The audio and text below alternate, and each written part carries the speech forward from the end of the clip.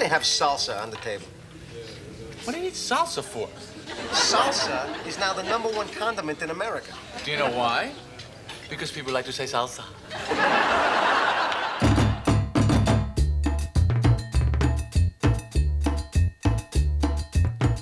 Salsa.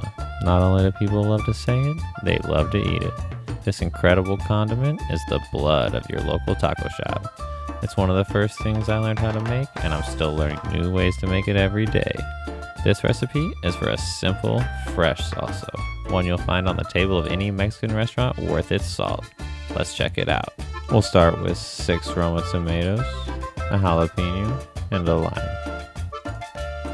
Make sure to wash all your produce really well to get rid of any pesticides or unwanted bacteria.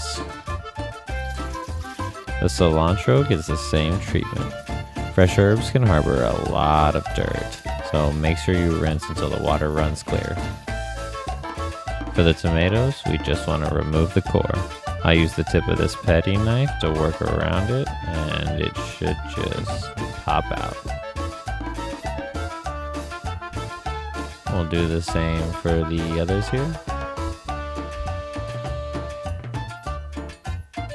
Once all the tomatoes are cored, we can break them down into smaller pieces.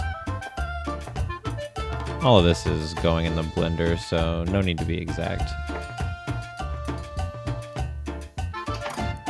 For the jalapeno, we'll slice the top off and down the middle.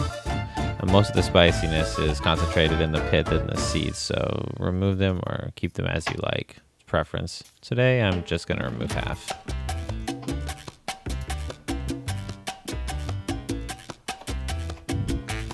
Some fresh garlic. 3 cloves should do it, though again, it's preference. Use as much as you like. To peel garlic, I just smash the root end of the clove into the cutting board and then use that to peel the skin. You can use the back of a knife if you'd like, though I find it to be unnecessarily dangerous, so either method works.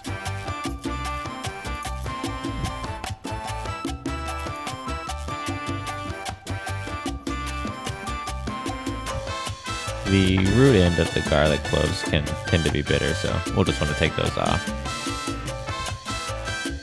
And we'll use half of a average size yellow onion, just dicing it into smaller pieces.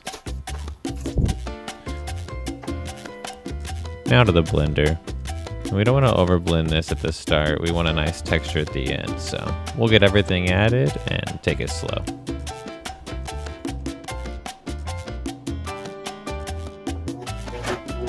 I'm just pulsing this on the lowest setting. Now we'll turn it up just a little.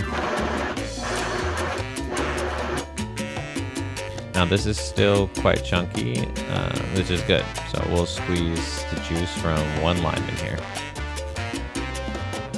Cilantro next. I'm using about half a bunch.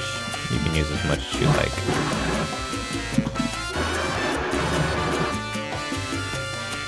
I'll add a heavy tablespoon of salt to the mix. And about half a teaspoon of black pepper. 1 more good pulse. I'll wrap up this extra cilantro in a damp paper towel just to help it stay fresh. And that's it. Our salsa's done. Although it's really best after it's had about 24 hours to chill in the refrigerator. Thanks for watching.